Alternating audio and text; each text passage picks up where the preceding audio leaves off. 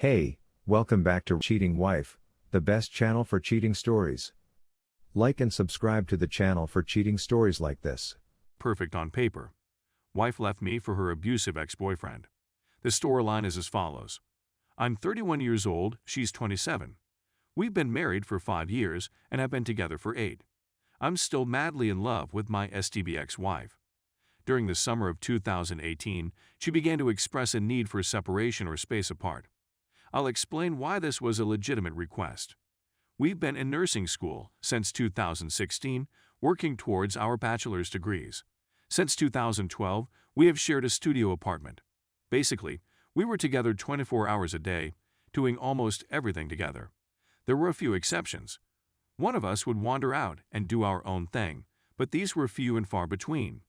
In any event, the first time she mentioned a desire for space, we discussed it, and her only choice to stay someplace else was at her parents' home. She doesn't feel at ease there, and she didn't like the notion. We then discussed marital therapy. We discovered that marital therapy is very costly and much above our student budget. She informed me about some of the problems between us that were upsetting her at the time. We had too many little conflicts, and both of us would get caught up on trivialities. She said that I was controlling and cited 3 examples. I informed her when she could and could not purchase goods, and she felt as if she required my approval at all times. The second issue was that I pushed her too hard to go to the gym and eat healthily. The third was that she felt as if I was speaking to her, as if I were her father, instructing her what to do. The first 2 were difficult for me since she insisted on having complete control over our money and budget. I had to manage our money so that we would have enough to last us through the summers of 2016-2019. In terms of the gym, she expressly urged me to push and inspire her to be healthy. When I questioned her about these 2 issues, she stated I overdid it. Now, I am guilty of speaking to her as if she were a father, I assume. I knew better and did not give her enough freedom. I wasn't fond of telling her what to do, but I now see that I did it often enough to create problems. Being together and doing everything together is quite difficult. We were overjoyed with our marriage. She informed me and everyone else that she loved me more than anything, that she was pleased, and that she knew about our future plans. She'd make up pleasant visions of us doing things in the present and future. Our life was fantastic. She told me that I gave her the finest she'd ever had.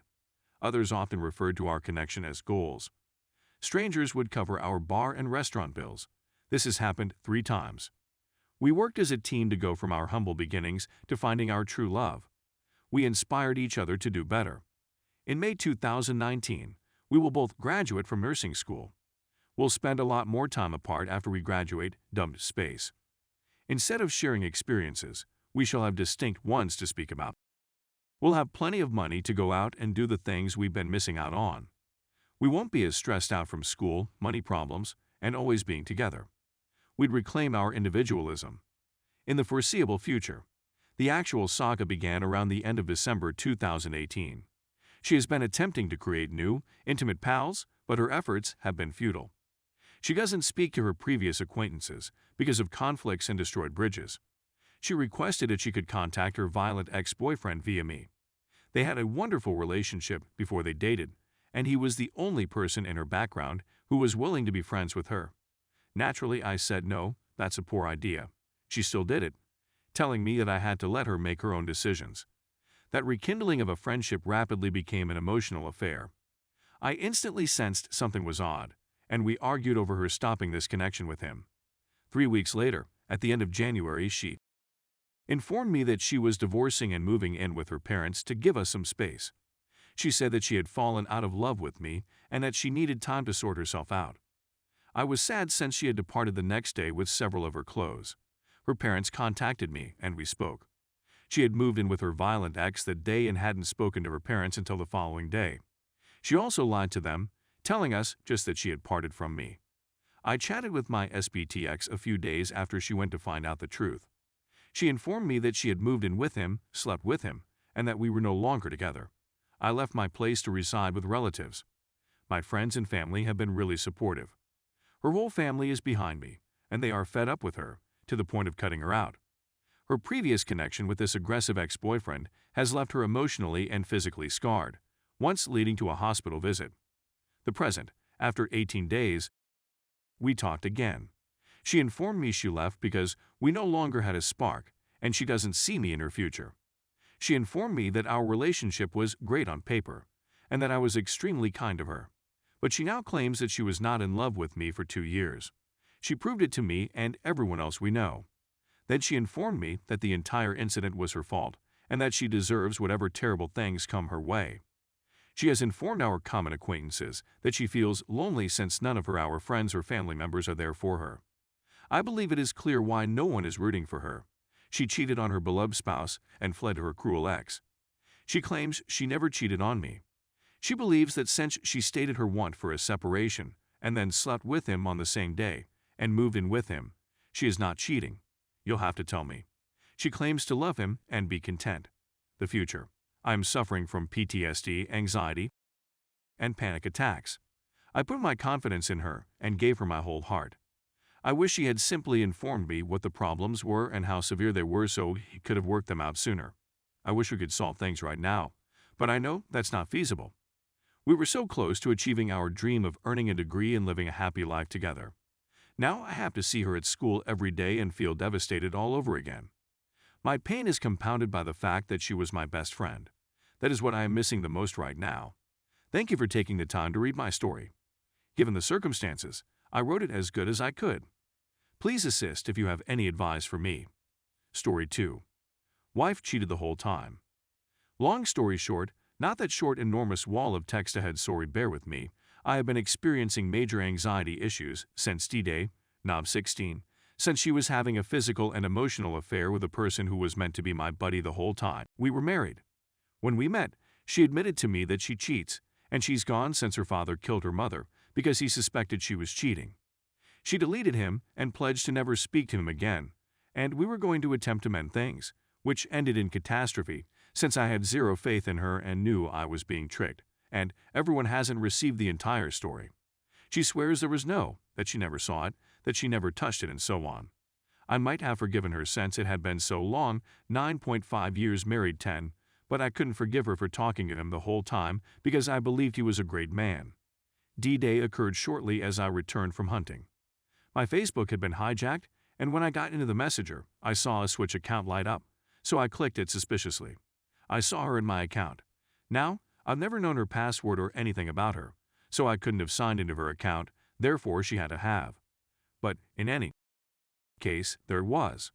I clicked it because I had doubts about her faithfulness. I noticed texts from them, leading to him stating she should be more brave in allowing him inside the home since I was gone for the weekend and she had the whole place to herself. He wishes he could be there. I've already told you how ashamed I am of snooping. Finding a marijuana vape in her bag, which she said was handed to her. Then she viewed a video on her phone showing off her body in the tub moving from her feet to her face, not displaying but her reconstructed chest. I saw her via weird 3 breast cancer, blowing a kiss and winking before the camera moved back to her feet. She said she texted it to her closest buddy in order to feel beautiful. I felt embarrassed to be gazing. I despise how I seem. I even checked her smartwatch after she reset her phone password to see whether she had received any messages. I saw nudes again, this time without to a female she works with, to whom her friend said, "Great view. Want me to come over," and so on. A few days later, her female buddy asked WW if she wanted to be devoured. I woke WW up and told her I wanted to ask her a question. She came in one morning and was dissatisfied. I inquired whether she still wanted to be devoured. "What does she do?" So I'll say it again. "What?" she exclaimed. "No, why?" I answered. "Well, you did it at 8:30 tonight, and I figured I could assist you with that. If you saw her face, you'd puke."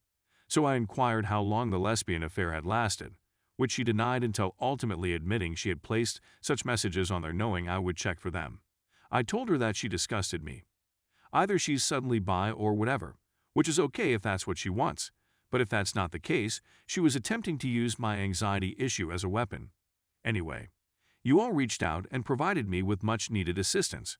Responding to your mails helped to relieve my anxiousness for a few days.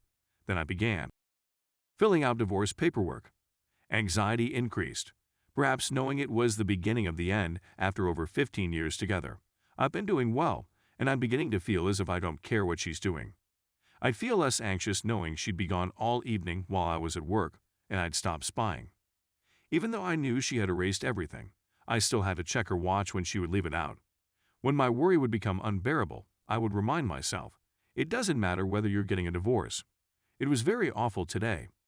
I simply got a horrible sensation all over. Because my anxiousness is psychosomatic, I've been feeling queasy all day. Tonight after work, I played video games with coworkers since it distracts and distresses me.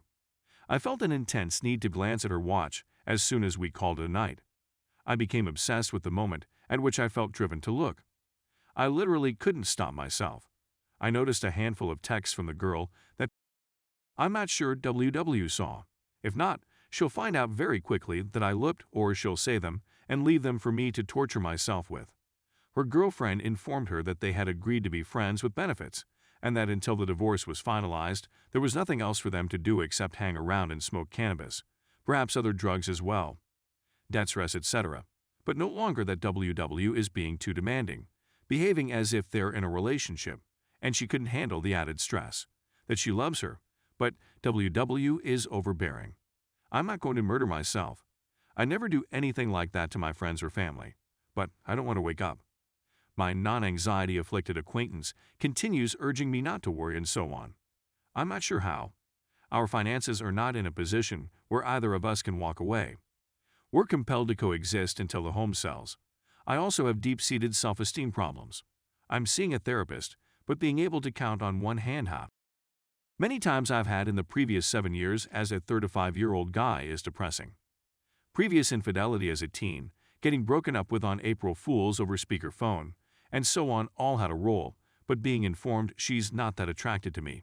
Then using post-cancer as a reason not to, completely wrecked how I felt on the inside. I know it's only been 2 months, but based on what many of you have mentioned, it will most likely take years after leaving her to feel normal. I'm not sure whether I can do years.